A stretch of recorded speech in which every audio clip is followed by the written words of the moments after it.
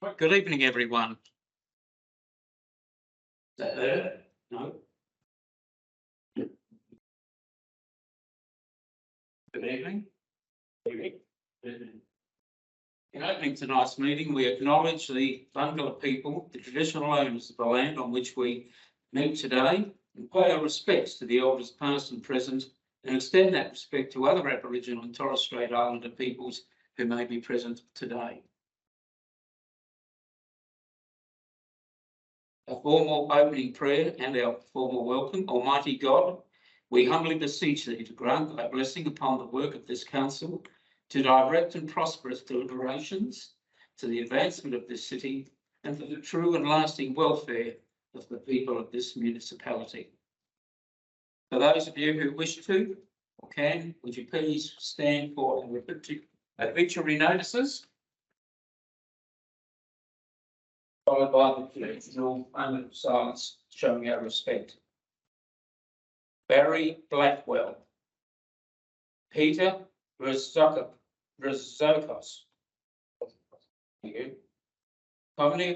Comininas Maitenonis, apologies if that's wrong. David Alcock, Clarice Connolly, Colin Rees, Neville Fisher, David Sheridan. Our deepest respects to them and their families.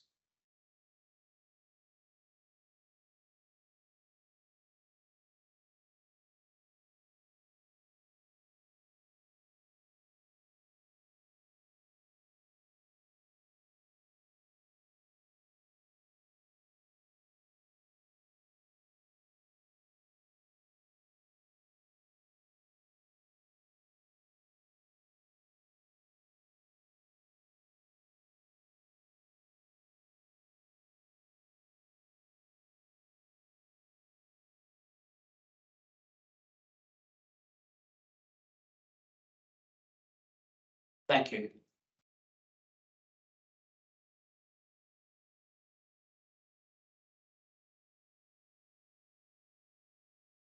Apologies tonight, we have one from Councillor Campbell. We have no leave of absence. Now, just before we go any further, we do have a slight change in the order of our agenda tonight. 7.1 will be followed by 7.2, which will be a presentation referring to the report later in the agenda, the foreshore adaptation program. So we'll be then, after those two presentations, 7.1 and 7.2, we will bring forward 13.4.1 and go straight into the foreshore adaptation option study. And also, prior to me going on any further, I would like to thank and acknowledge Councillor Knox for stepping in over the recent weeks and for his efforts, which were very much appreciated. So thank you, Councillor. The next item on the agenda, item 5, Council Member Conflict and Executive Declarations. 5.1, do we have any conflicts of interest that need to be declared?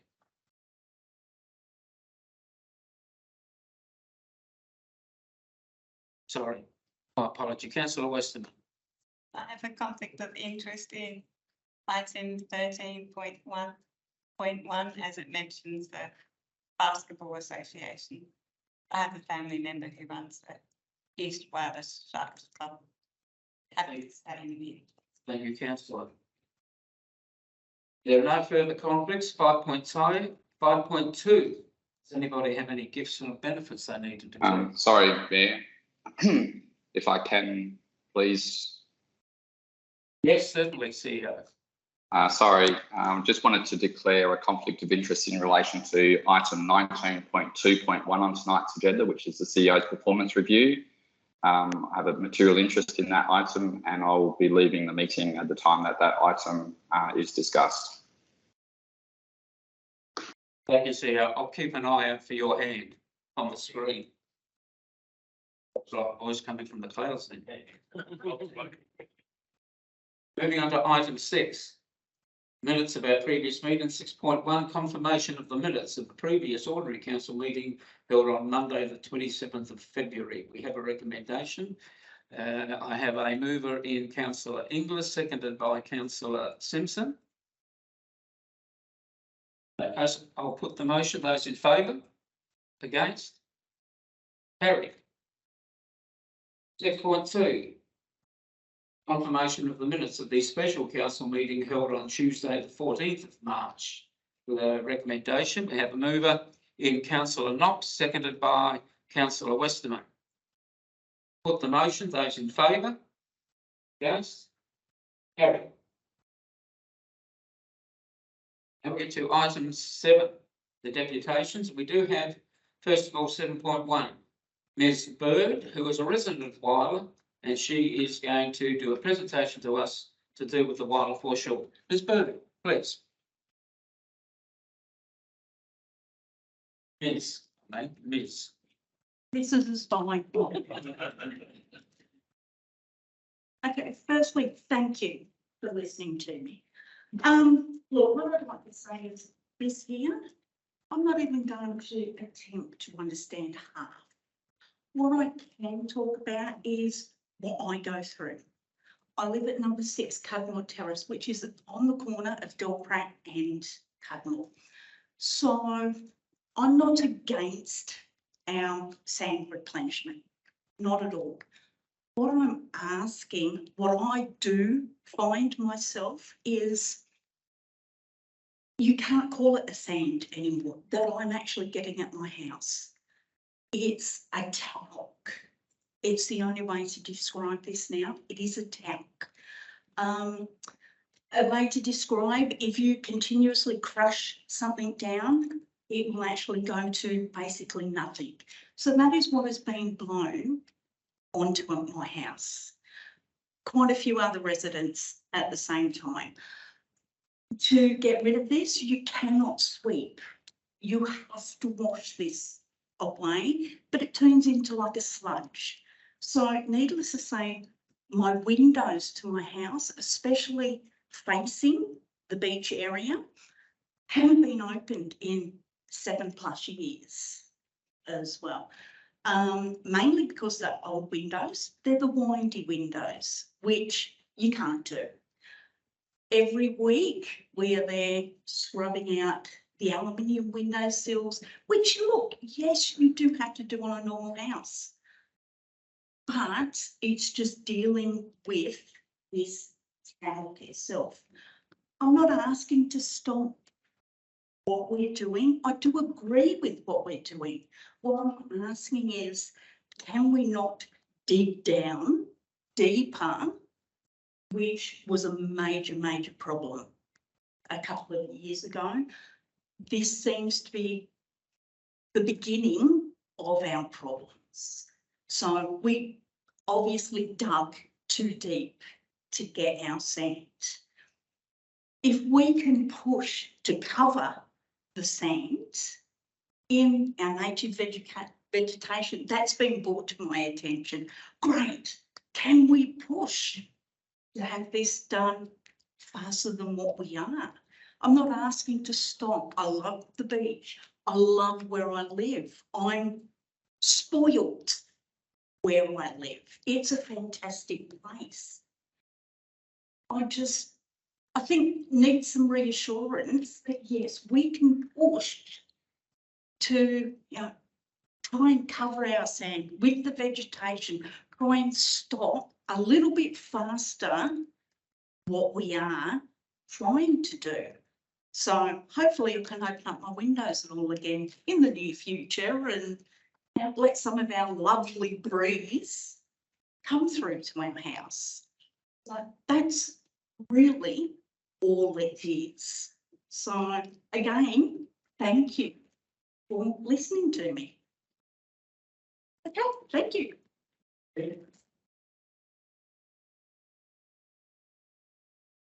Thank you very much, Ms. Bird. Thank you for your passionate presentation. We'll certainly take note of it. Now, 7.2. The foreshore adaptation study. Kristen, do you wish to introduce your guests? I do. So our resident expert is Annabelle Sandry, who works for Whyalla, who has written the adaptation plan that's included. She's been arranged to address council at approaching 6 o'clock. So she's just checking with Liz if she's online yet. No, so I'm expecting that she'll come on at 10 to 6 or 5 to 6, and you go straight into that item. Right. Continuing, moving on, item 8, petitions, we have none. Matters adjourned, item 10, matters adjourned or laid on the table, we have nil. Item 10, public question time, we have nil. Item 11, council member reports. We do have several there on the screen.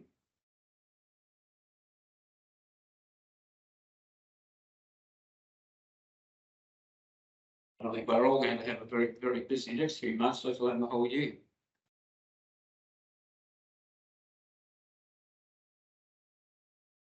Do any members want to speak to any of those, or we move on?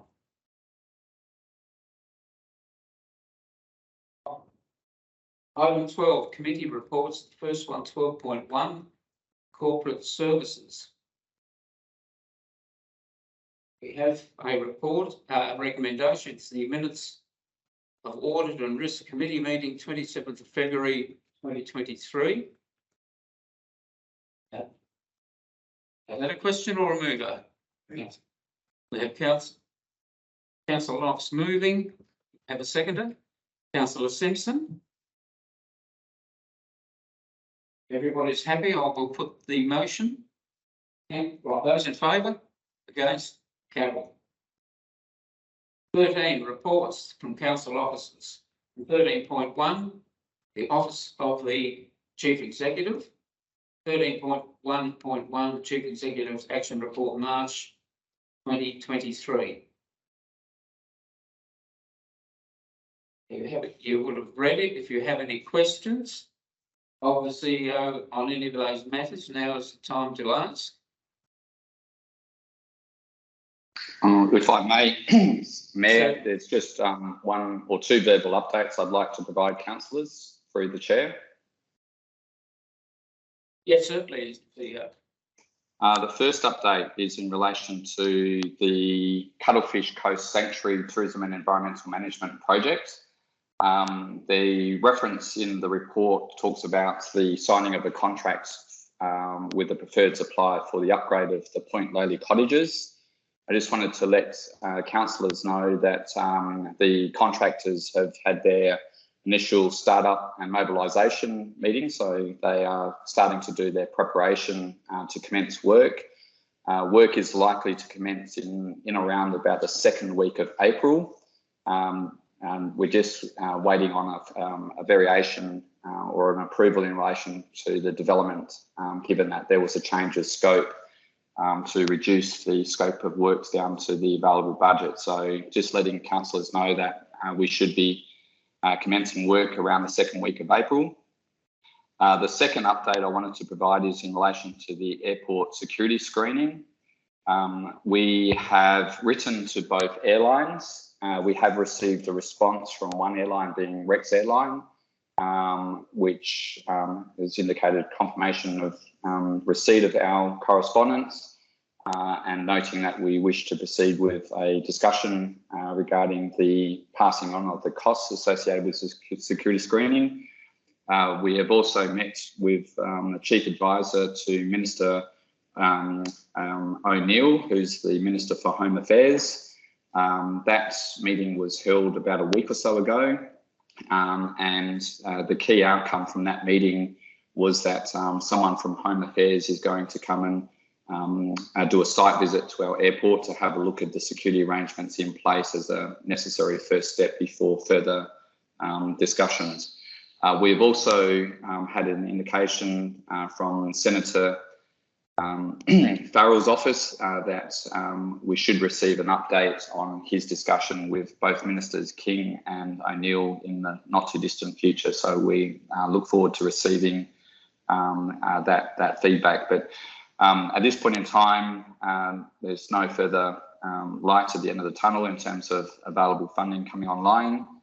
However, we'll continue our advocacy pitch with both federal and state government, and we'll be talking with both of the airlines in the not too distant future about potential introduction of additional passenger levy. Happy to take any questions, Mayor. Is there any questions based on that? No, everyone seems happy. And us have a recommendation there. We'll have a mover. Was there anything on the RDA? Mentioned the RDA. Yes, yeah, through the Mayor and through the Chair, we have received, we've had an initial conversation with the CEO from the EP RDA. Over the weekend, we received an email from the CEO of the RDA to provide some information in relation to the funding agreements in place and the operating arrangements for the RDA to help inform our future discussions and decision making. And at this point in time, we're aiming to bring an item to next week's elected member briefing to discuss the potential approach back to the RDA in terms of our future membership or arrangements with the RDA. So that is in progress, and potentially as early as this time next week, we'll be coming to talk further with councillors to get some direction in terms of where we take those conversations. Thank you. There are no further questions. Do I have a mover of the recommendation? Moved Councillor Border, seconded Councillor Pond. Put the motion, those in favour? Carried. Next item, 13.1.2. It's a nomination, if anybody would be keen, of the Dog and Cat Management Board. You can see that there's two sections of the motion there that we note and report under the report. We note the report under reference, and if anybody is interested to nominate for a position on the board for a period of 3 years. Does anybody have such an interest? Fine. In that case, the recommendation is that we note the report under reference. Somebody care to move that way? Councillor Knox, seconded Councillor Westerman. I'll put the motion, those in favour? Against? Carried.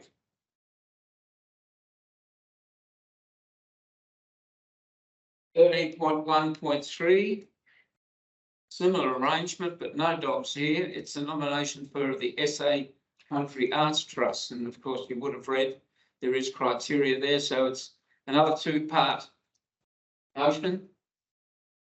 Anybody wish to nominate? In that case, the motion will be that we note the report under reference. Everybody's happy with that. Do we have a mover? Councillor Knox, seconded Councillor Border. I'll put the motion. Those in favour? Against? Carried. Moving on to 13.2, Corporate Services Ordinary Reports. 13.2.1, the Animal Management Plan, 2023 to 2027.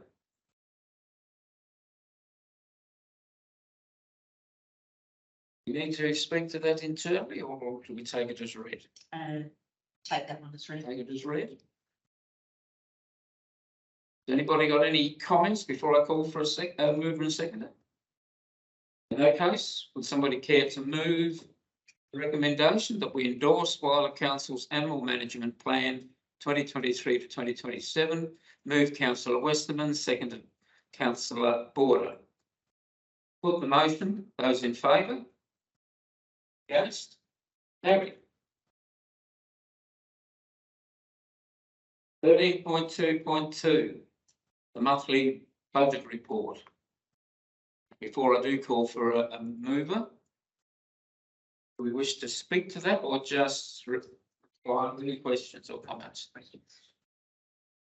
Does anybody have any comments or questions? Councillor Simpson. Yeah, just look, in the outstanding rates column, for this year and last year, have we had any feedback from those who are owing money up? Thanks for asking.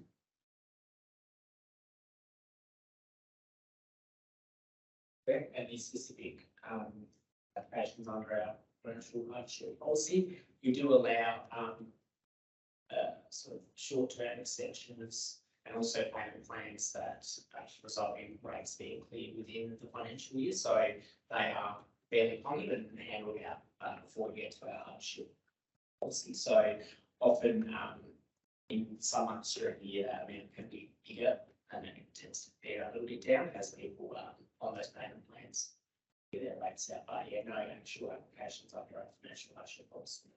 Yeah, it's just with the economic conditions as they are, I was wondering if we had any, any more information being from there. Thank you.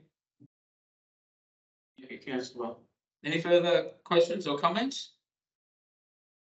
In that case, I'll call for somebody to move the motion that council receives and notes the monthly budget report for February 2023. Councillor Border move. Councillor Todd seconded. I'll put the motion. Those in favour? Against? Carried. Thank you. 13.2.3, the closure of council facilities for a period on April the 12th.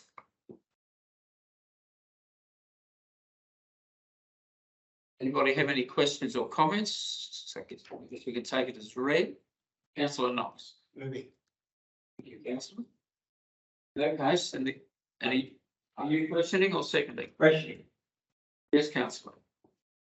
The statement in the report that says that we're starting to develop an organisational capacity to deliver against community expectations. What does that mean?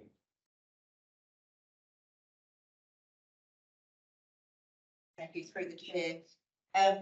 It's around having a conversation with the organisation around how it is that we're actually delivering the services that we're delivering, and where we've got the capacity to either increase those service delivery or modify the service delivery in line with community expectations.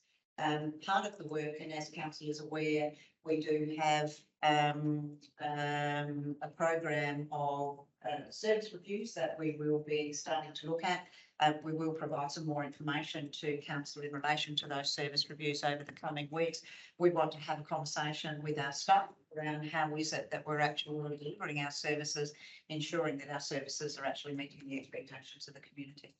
Thank you for that. Thank you for your question, Councillor Simpson. I'll now second this motion. Previous mover, Councillor Knox, and you're seconding it? You're seconding, thank you, Councillor. I'll put the motion. Those in favour? Against? Carried.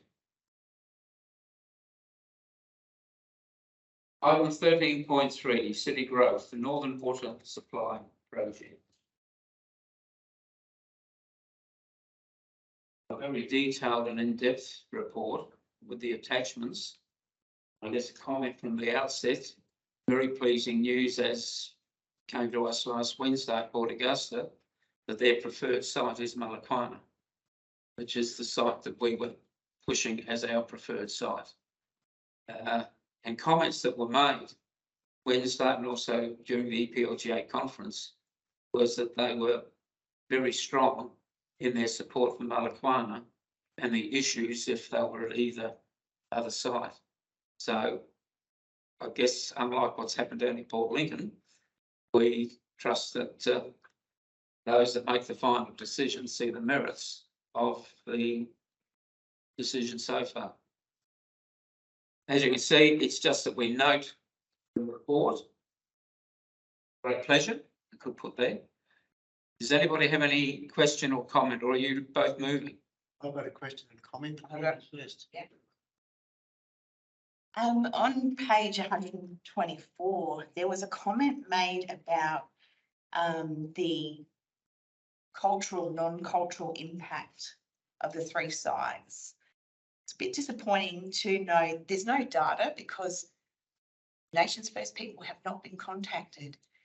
Again, consultation is key. Locals have a lot of knowledge and history that they can help share. And there was a comment on there as well that there was an environmental impact on all 3 sites, but there will be, they don't see a problem because there's going to be a gain, which is a financial gain. Aboriginal people take environmental impact a lot more seriously than money. And I saw that as a bit of a negative comment actually, and lack of cultural awareness has driven that comment, because anyone who knows anything about Aboriginal culture, you look at acknowledgements to country, you look at welcome to country, it is all about the environment and looking after the land and the sea, and there's a lot more to Aboriginal people than money. And yeah, I'm very disappointed. We have local people that have asked to be consulted. They are ready, willing and able. I just, why weren't they consulted? You would have had your data. That is very disappointing. Absolutely. Thank you for that. Councillor Knox. A few things. First thing is that I would like to see that resolution added to say council receives and notes the Northern Water Supply Project report and recommends the Whyalla site. I think that needs to be stated in there, and I would be happy to move that. But I'll also make a couple of points as well. I managed to find photographs that I took of the site at Kwinana, the desalination plant at Kwinana. The one that was proposed by BHP Billiton as part of their expansion project was bigger than the Kwinana one. Kwinana site had the reverse osmosis machines were operated at very, very high pressures. We're at least 10 metres below ground, essentially in a big concrete bunker. And if you look at the buildings on this memory stick, they're all similar to that. And they've gotten a lot of trouble in an industrial area to keep the noise down. In all of those reports, there is no mention of noise abatement. It's not mentioned at all, which I find very surprising. And maybe it indicates they don't really know a lot about what's involved in desal plant, but I hope they do. So I'm happy to share these pictures with anybody who wants to have a look at them. So I think it'd be quite handy for you to know that. But I really do think that we need to insist on Whyalla. And one of the arguments we can put forward to Whyalla is you won't need to go to a whole lot of trouble for noise abatement there than you would at Point Lowly or Crag Point, because the machines that are down below in the bunker, and there's quite a few of them, they're roughly akin to a jet engine on takeoff, standing right next to it. So they're very, very, very loud. That a constant noise. It runs 24/7. So jet engine noise. Yeah. Yep. Thank you, councillor. Are we happy to add those words recognising the Whyalla site? Recommending the Whyalla site.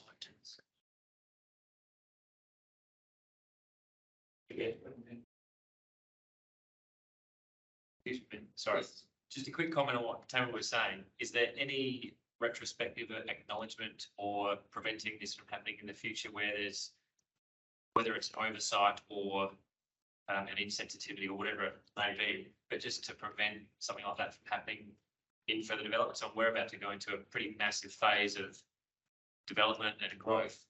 I'm sure there's going to be other sites that are going to be considered, and it would be a shame if, you know, what Tamia said is, oh, well, that's fine, we'll move on. Yeah, same thing happens again. It's a very good point, because I know in certain discussions that I've been involved in, that aspect has been emphasised to people that are involved. So it is disappointing to find out that, that they just weren't consulted. Yeah. We can ask them to formally detail their engagement with Whyalla, and if you like, and then we can represent that. Whyalla certainly introduced the community workshop, which was their first kick-off meeting. The chairperson introduced the project that day, but we can get them to detail their engagement with Whyalla on this particular project in more detail. maybe just like and future engagements as well. Sure. Right, any further questions or comments? Do we have a mover of the motion that we receive and note the Northern Water Supply Project report recommending the Whyalla site? Apologies, councillor. Councillor Knox moved. Councillor Inglis seconded. Those in favour? Yes. Carried. Are we ready yet? Yes. All right. In that case, we will now go to item. Oh, well. We're there, aren't we? Yeah. Right. Well done, Phil. Lovely. Yeah, really good. Yeah, here's one. Yeah. Okay, so I'll let you go back to the introductions, Kristen. Thank you, Mr Mayor. Annabelle Sandry is the author of the Whyalla foreshore adaptation study that was undertaken last year. Annabelle spoke to our leadership group here late last year. And we have her here online tonight to speak to the elected members now that we're sort of through the elections process and also moving into our annual business plan work around next year's budget. So Annabelle has done a lot of the work around some of the risks that our portal faces and what some of the mitigation processes that we have available to us are. Annabelle, are you online and are you ready to give a short presentation? Certainly am. Good evening, everyone. Are you happy for me to just share a few slides? Yes, certainly. Great, thanks.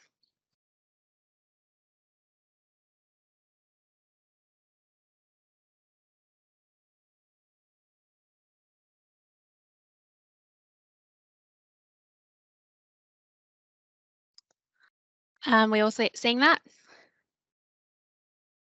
Yes, we can. Yes. Yeah. Yes. Okay. Wonderful. Thanks. So we've just got 5 minutes, so I'll try to speak to this at a high level, and then or open it up for questions.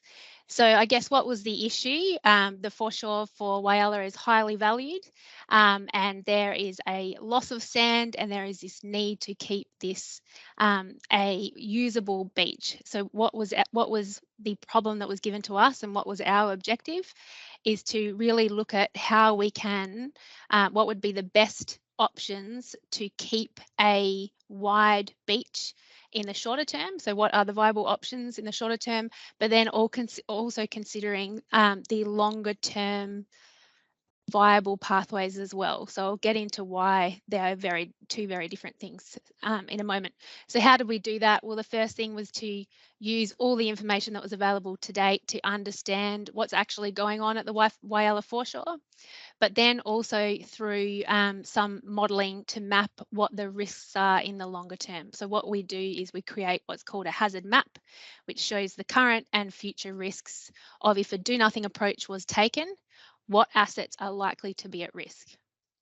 We then look at all the viable management options. So examples of that might be onshore groins, offshore breakwaters, ongoing nourishment, and we assess those in what's called a multi-criteria assessment. So the criteria for that assessment are things like effectiveness. How effective is it in meeting the objectives of a wide sandy beach? How difficult is it to implement? What are the planning requirements and approval processes? How cumbersome are they? What are the environmental risks and impacts, but also the social impacts? And of course, we need to look at what the capital costs are, but the ongoing costs. So the ongoing cost is really important because that is something that council would need to inherit in the longer term. We then also undertake that same process for the longer term options. And then what we also needed to do was look at some of the quick wins. So what are some things that council can just get on with doing in the shorter term? So before we jump straight into what the key recommendation was, or the resolution of the work, I just wanted to bring everyone up to speed with what some of the key learnings were from the study. So it's clear that construction of coastal structures in the early 1960s has had a really big influence on the availability of sand on the beach. So that is a very common thing in most parts of Australia and around the world, is that infrastructure was put too forward seaward, and which the beach has not been able to behave in the way that it wants to. Sand is also being lost from the system offshore and around the breakwater. The volumes of sand in recent nourishment campaigns have not been enough to counter the impacts of erosion. So if you think about sand moving along a beach, it's really a simple calculation. The sand that you put back on the beach has to be more or equal to the sand that's getting lost from the system. And that has been in deficit for some years. The existing seawalls that are on your foreshore are able to withstand the impact of a 1 in 100 year storm event, but only if the width of the beach is maintained in front of that seawall. The width of the beach in front of the seawall acts as a really important protection mechanism for the functionality of that seawall. If nothing was done, the erosion hazard mapping showed that if nourishment was completely stopped, there is a number of assets that would be at risk by 2040, and then of course that this would then increase by the end of the century. This is just an important slide to show you before we jump into the recommendation, because this is very unique to coastal systems. On your foreshore, you have a sand lobe that is moving north at 25 metres per year. So you can see the difference there from 1950 to 2010, and where that sand lobe is now sitting is quite close to your breakwater.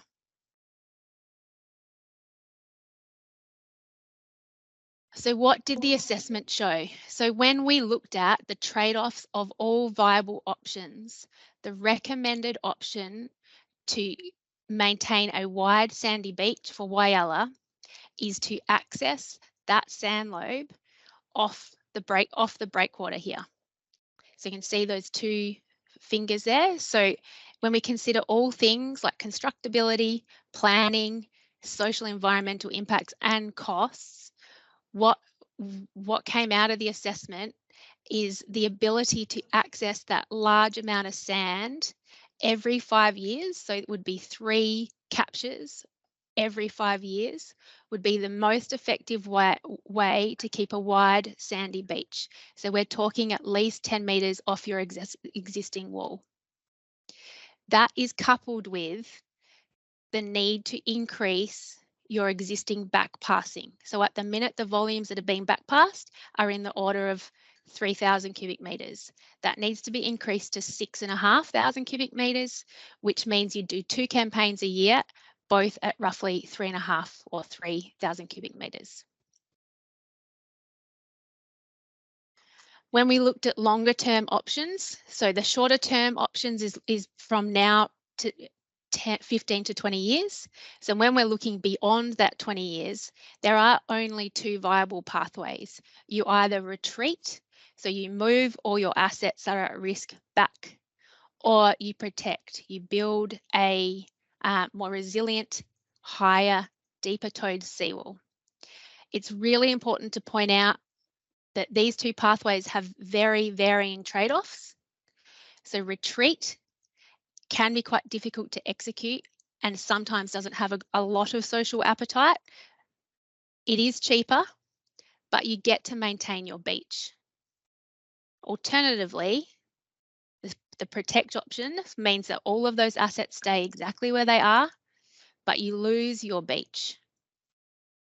So that pathway, it needs to be fleshed out with your community, and we wouldn't recommend fleshing that out in more detail until you've exhausted this sand lobe. So you've got you've got 3 campaigns of being able to access that sand off that breakwater. So there's about 15 years of buffer there. But it's really important to start planting the seed of longer term, beyond that 10 to 20 year window. These are really the only pathways. And this is what we are talking about with communities all around Australia. This is it. These are your options. So in terms of quick wins, as I mentioned, the most sensible thing is to increase the back passing volumes per year and increase the frequency of that. So instead of one campaign, it would be 2 campaigns of a total of roughly 6,500 cubic meters. But also with your vegetation campaigns, it's very important to limit access to those campaigns. It's basically throwing money away if vegetation is placed and tried to grow without limiting access. It will just fail. So you really need to limit access wherever you're trying to do vegetation campaigns. And I guess the dot point up the top is also quite important, is that now that you're aware of what the risks are to those assets behind that seawall, while you're working out what your viable long-term option is going to be, whether it's protect or retreat, it's really important to keep in mind the placement of those assets. And so whether you're when they reach the end of their design life, are you going to upgrade those assets or are you going to consider moving them back?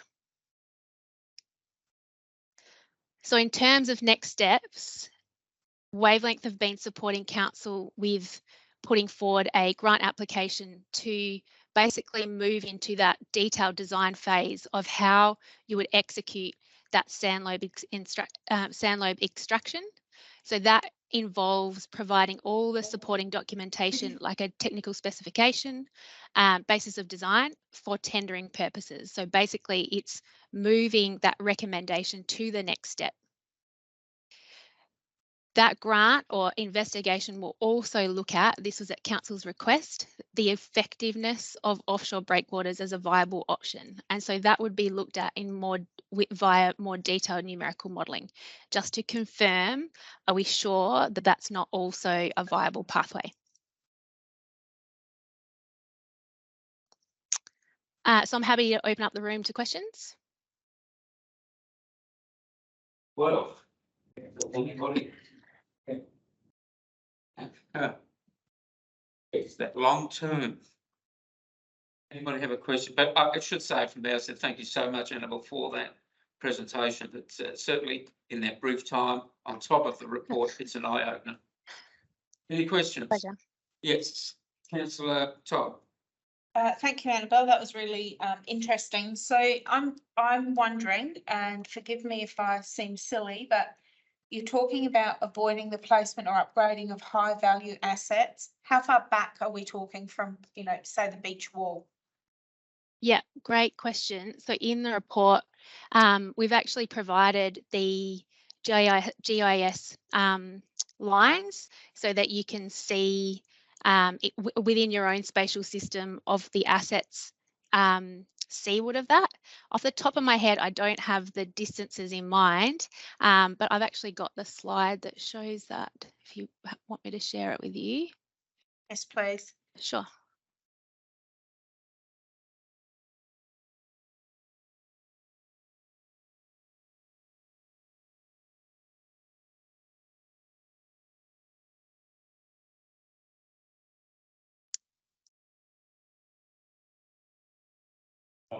While we're waiting, but I think it's page 160 of the agenda and page 15 of the report, figure 7 shows like the green line, a yellow line. Oh, there it is. So as you can see there, so the green line, from memory, that's really sitting on the seawall. So, you know, the assets that are seaward of that are the, you know, the shades, the stairs. It's more in that pocket closest to the breakwater that areas of concern. It's when we get to that 2040 hazard line, and also remembering what these lines represent is a do nothing approach. Basically, if you just let the coastline do whatever they want to do, to behave how it wanted to without any intervention, that seawall would fail. And then that 2040 coastline is really looking behind the car park there. And then by the end of the century, you can see that it's starting to encroach on the caravan park. And then I'm not actually sure what that asset is on the southern side there. just south of the caravan park, but you can see it starts to encroach on some built assets there as well.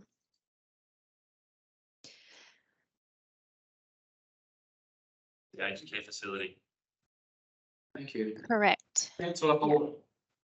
My question was very similar, and in light of the discussions around the surplus and other assets, I know that's a do nothing approach. I don't know whether it was in the report, Annabelle, it was a hugely comprehensive survey and it looked really, really good. But I guess the key question that I've got out of all of it is what possible long-term solution is there? Like you mentioned, if there's a do nothing approach, that it's going to move up and up to the yellow line and the red line, and that's going to encroach on, I was saying encroach, that's probably the wrong word to use. It's going to do its natural thing and destroy some of the assets that council have got there. What are other councils doing in situations like this, where they do have assets that are going to be within 17 years, if nothing is done, just wiped out? What are other councils doing?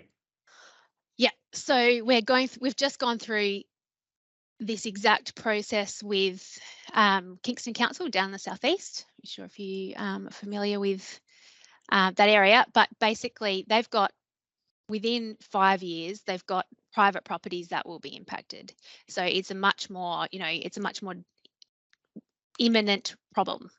And so we worked with them to hold a number of community forums, because basically what it comes down to is that, yeah, you can retreat and you can discuss moving assets back, or you can protect, but it's about educating people on what the trade-offs of those options are. So you have a section of the community that were very strong, like, we just want to protect our houses. But that means you lose the beach, right? And then so the broader community of Kingston don't necessarily agree with that.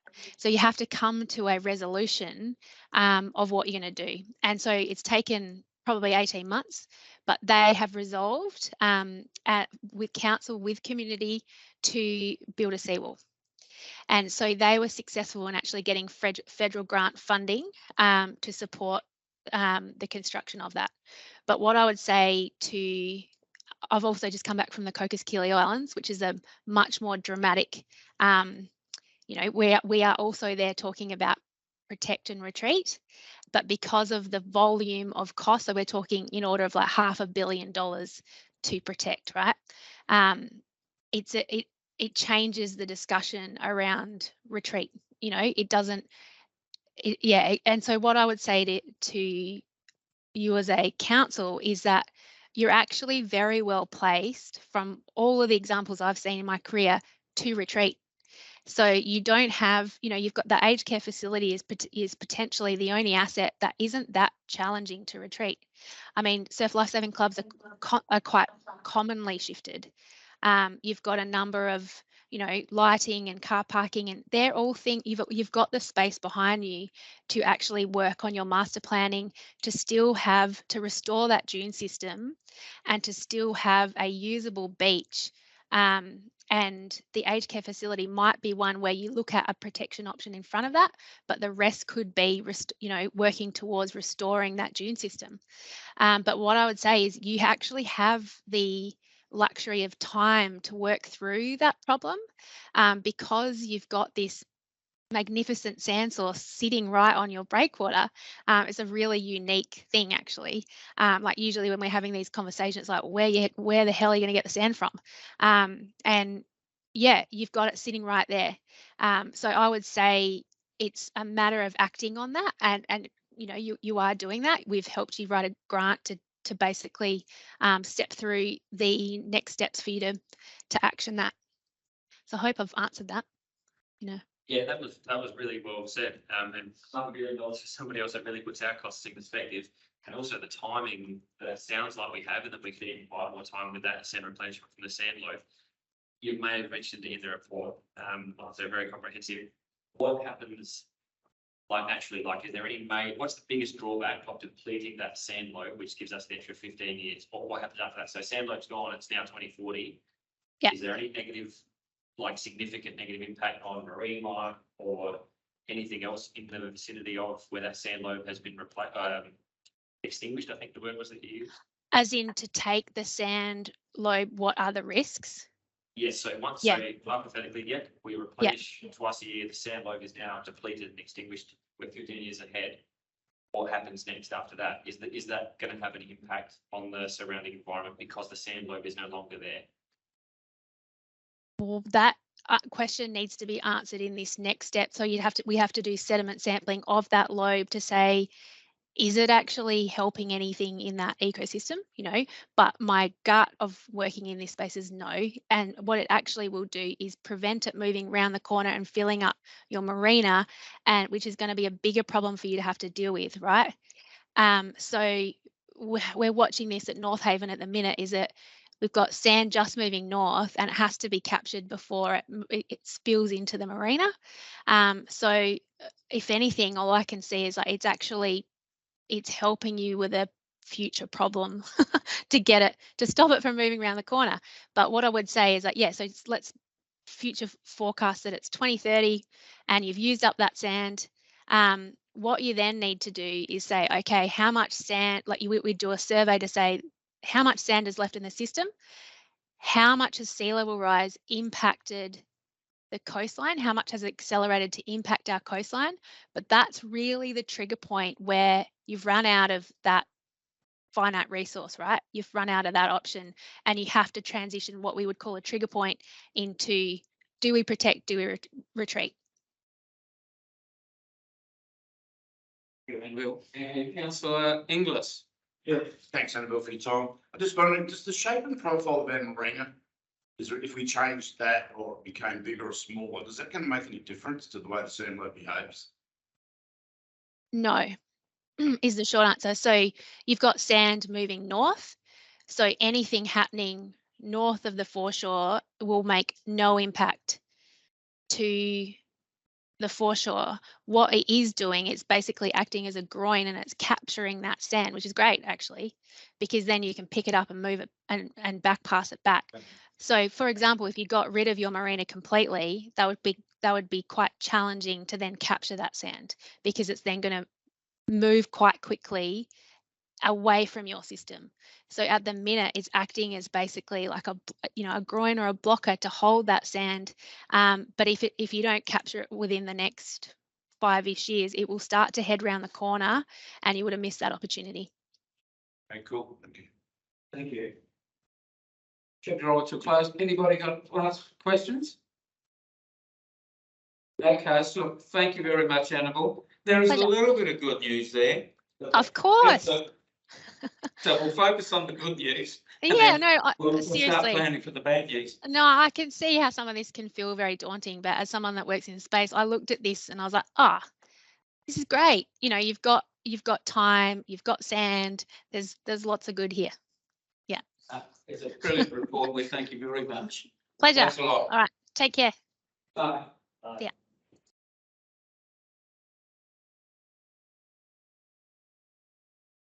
That's that wonderful list. Right, there we get rid of that screen. It's certainly a very detailed report mixed in with the one of 2020 as well. We have that motion. Nobody else needs to speak to it. I call for a mover then. Councillor Knox. Councillor Border. I was on the bottom. Oh, I was third. Sorry, I didn't see. Didn't even make second. I'll get the second. Seconded, Councillor Todd then. I'll put the motion. Those in favour? Against? Carried. Thank you.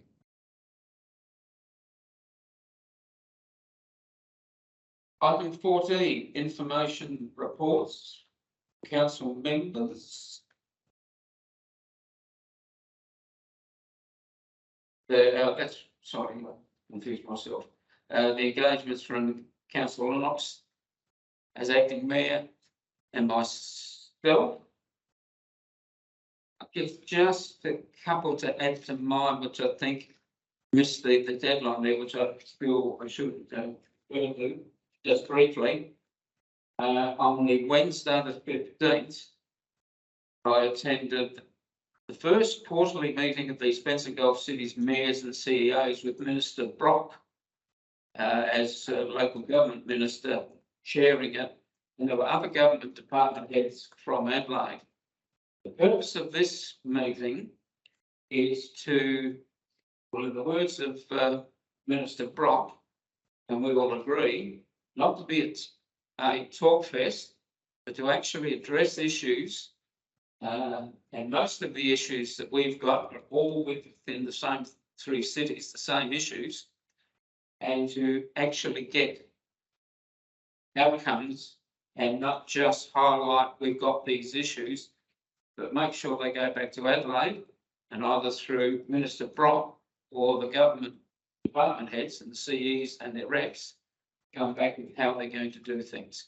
We're talking about all the subjects we've talked about, housing in particular, or then we can come back with how we can facilitate and how we can move. So the first meeting was just setting up the parameters, and I am optimistic that it will not be a talk fest.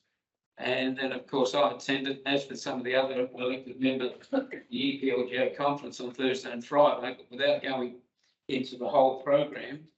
One aspect that I found exceptionally interesting was on the Thursday morning, not for the whole conference organisation, but primarily for mayors and CEOs and others, a tour of their leisure centre and what they've achieved in upgrading their current centre, which needed upgrading, how it's now succeeding, how it's turned it around, and for that sort of project, a reasonable cost. So it was quite interesting going through that to see what they have achieved when they're looking at our future. So I'll just highlight those two. In that case, I'll put the motion regarding receiving our list of engagements. Moved, Councillor Border. Yes. Seconded, Councillor Westerman. I'll put the motion. Those in favour? Against? Carried.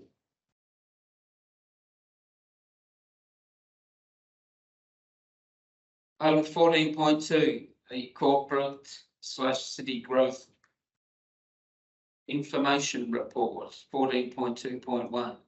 Quite a lot of information there. Before I throw it over to the members, does anybody want to speak to any of it, or just take it as read and respond to questions?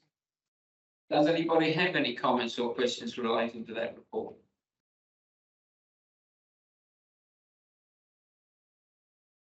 In that case, we'll go straight to the motion then. Would somebody care to move the motion as it stands? Councillor Tom, Councillor Pond. Yeah, it's a pretty man. I think that's water. Move Councillor Pond. Top. David was first. Oh, sorry, I will apologise again. Moved Councillor Knox, seconded Councillor Pond. Those in favour? Against?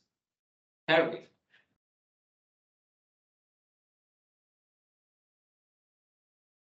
Item 15, notice of motions, we have nil. 16, questions on notice, we have nil. Sorry.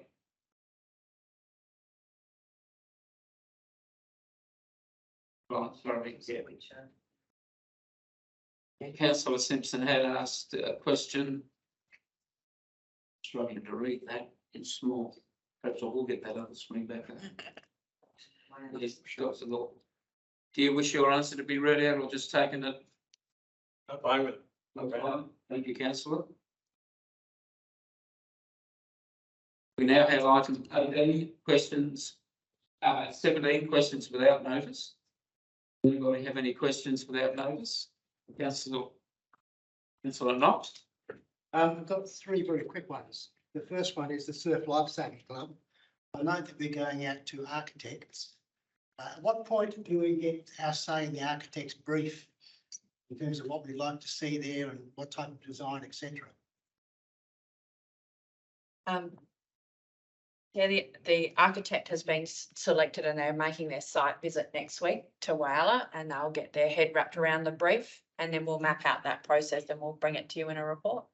So it's going to come to us as a finalised report or a brief for the architect? Probably a couple of stages, so it'll be a couple of reports and bearing in mind Surf Lifesaving SA control that element of the brief, but we'll certainly have lots and lots of input. So it won't just be one report, you'll get to see the brief and it'll go through a community consultation process on top of that as well. Second thing is, while I was down at Port Lincoln at the EPLGA, I had 4 phone calls regarding a tent city for Indigenous people that was to be built on the Pony Club site. 4 phone calls. Rumours go around wildfire. I'm just wondering whether it's possible or whether we think it's a need to put something out to say it's just a rumour, it's not true.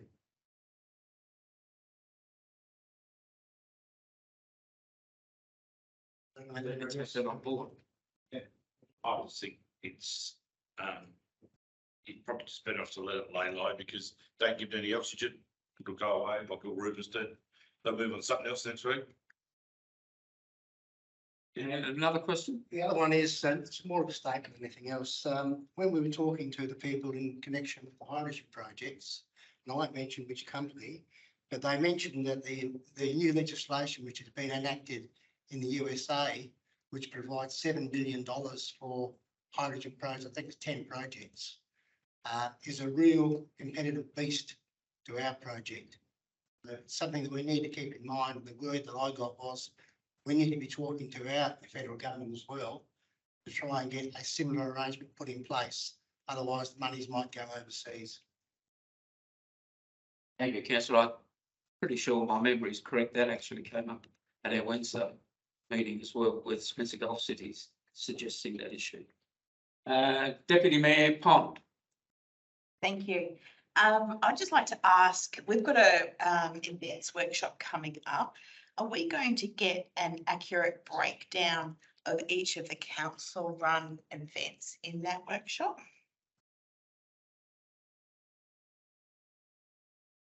We'll do as best we can over a time period, can I ask, that you'd be particularly interested in? Well, the survey that went out covered the last 3 years, so maybe, I mean, we don't want to go all the way back, but maybe the last 3 years. Sure. Yeah. And the reason I mentioned that is the survey that went out, unfortunately, the price for the fireworks, it was doubled plus some. Fireworks are only about $1,000 to $1,500 a minute. So to say that they're $35,000 is very inaccurate. So I just wanted to make sure that all of the other costings are in the ballpark. The costings were obtained from a number of councils. The 35,000 was exactly what the City of Port Lincoln expended on their New Year's Eve fireworks, often with 2 sessions, one for families at 9 o'clock and then the midnight session, and encompasses all the costs associated with having a fireworks event. So not just the contracted cost to the fireworks people, but the cleanup, the establishment, the closures and food vendors and all those sort of things that are associated with a fireworks based event. The event that you just mentioned was actually 2 lots of fireworks. So that's probably spread out over a couple of events then. So if there was a 9 o'clock display and a midnight display, that would normally be over 2 events.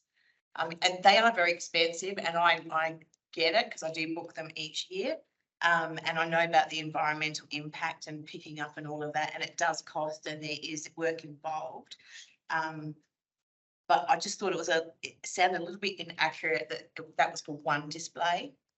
But I appreciate where you got the information. Thank you. Thank you, Deputy Mayor. Councillor Inglis. The splash park that we've talked about for the foreshore on and off for a long time after, you know, the one that built in Cow's been such a raging success. Everywhere you go, everybody you run into says, wait, what are we doing? But we've talked about it for a long time. Are we doing anything? We're not doing anything. Perhaps I can do a partial answer. I've actually had a conversation with our CEO today. I do believe he will be presenting some information at our briefing as to How's the $500,000 shortfall from the life savers delay things? When's it likely to be in timelines? Otherwise, we will end up with another beach cafe fiasco if we don't keep the community informed. We may have valid reasons why it's going to take so long, but we do need to tell the community. So I would hope there would be some information at our briefing. But I'm quite happy if somebody else wants to answer that. And the other one, I did note that there was over 60 expressions of interest in the building of the new hydrogen power station, which I think is outstanding. Outstanding. Thank you, Councillor. Councillor Todd. So my question was regarding the need for the the Surf Life Saving Club to still raise $500,000, and I was wondering whether that is going to hold up anything and everything that we do at the foreshore, and whether it's feasible, viable, possible, whatever word you want to choose to use, to shift the order of delivery around a bit, I guess, would be whether it's something that we can discuss at a future meeting. Looking forward to some information at our briefing to answer. It's $500,000 is a lot of money for a small club to raise, and my concern would be that we're held up. There might be things that we could be doing, such as the water park or whatever, whilst we're waiting to do the Surf Life Saving Club and the cafe and whatever else is in that part of that development. I'll certainly note the question. Thank you, Keith. Thank you. And was there somebody else? No, all that. Yeah, right. No further questions on notice. Without notice, I mean. Any item 18, any motions without notice? Councillor Todd? Oh, sorry. And that was from before. Sorry, I forgot to push my button. Oh, we're getting excited there. I know. Item 19, we come up with the consideration of confidential items.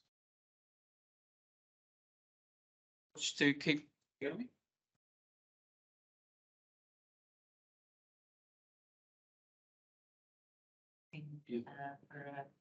Short break, 15 minutes.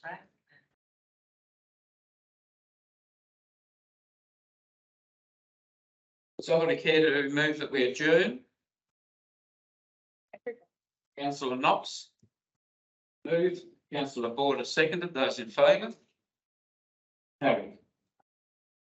Up to 15 minutes.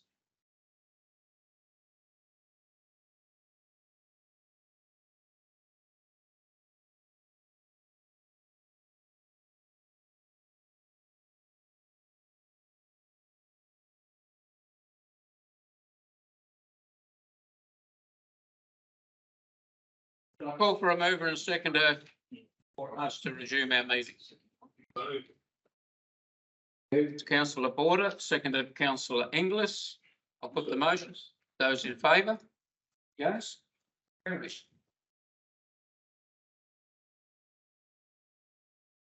Moving into confidential. You need a move. Thanks, Bess. Yes, please. Please have a mover and a seconder that we go into confidential. Moved by Councillor Simpson, seconded by Councillor Border. Those in favour? Yes. Carried.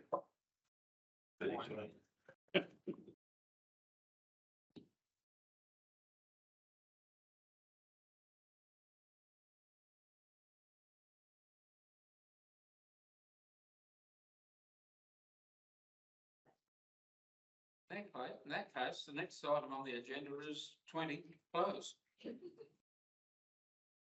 And just before I do close it, just remember that we do have that briefing in here again next Monday. Briefing session next Monday. Yes, next Monday. Yes. We know the date of the next ordinary council meeting. Always on the third Monday. Yeah, 17th, yeah. I'll send you that schedule too. Thank you. That would be great. So if that's it, at 7:03, I'll declare tonight's meeting closed. And thank you very much for attending and your input.